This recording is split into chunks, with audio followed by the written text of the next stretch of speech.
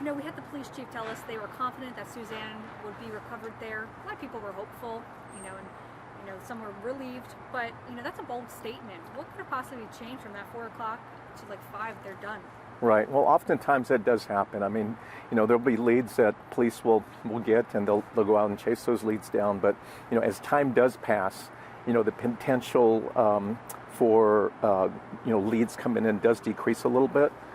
So oftentimes police will go out and re-interview some of the witnesses, and again, with that as well, witnesses kind of have a memory problem, and sometimes their memory wanes in terms of like specific things or specific events about the person. So those are some of the challenges with respect to the landfill that they went out.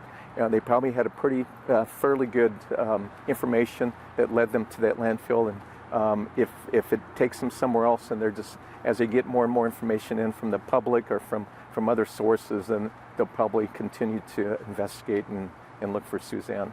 Right, so they just follow leads. Absolutely. Police will rely on the public. They'll rely on either witness interviews or going back and re-interviewing people in the area, neighborhoods, neighbors, businesses, and they'll just conduct their logical investigation to try to determine what happened to Suzanne. Right. So that landfill was a pretty big search. So tell me, since that's done, do they go revisit properties, backtrack? Yeah, I mean, that's what I would do as an investigator, former FBI. I would go back and probably reassess a case, reanalyze a case, take a look at it, and see if there's other potential areas that maybe I missed as an investigator, and go out there and again re-interview some of the witnesses who gave statements to us or to the police, and see if there's something that was missed in the course of the interview. Also, I'd probably contact other agencies. Maybe a lot of other agencies will have different resources available, and just kind of talk to them about what they can offer and bring to the table in terms of trying to find Suzanne. Absolutely.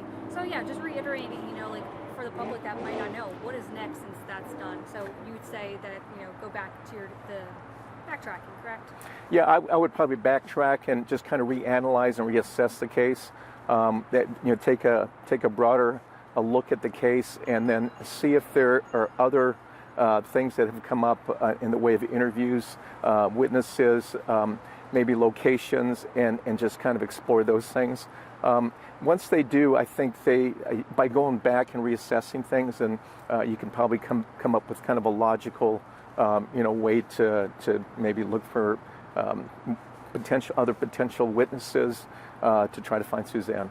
Right. For people that don't know, what have brought them to the landfill, again, is evidence, correct? I would, not being a part of that investigation, just based on what I've read, I would say that the evidence that they acquired through either digitally or forensically, more than likely led them to the dump.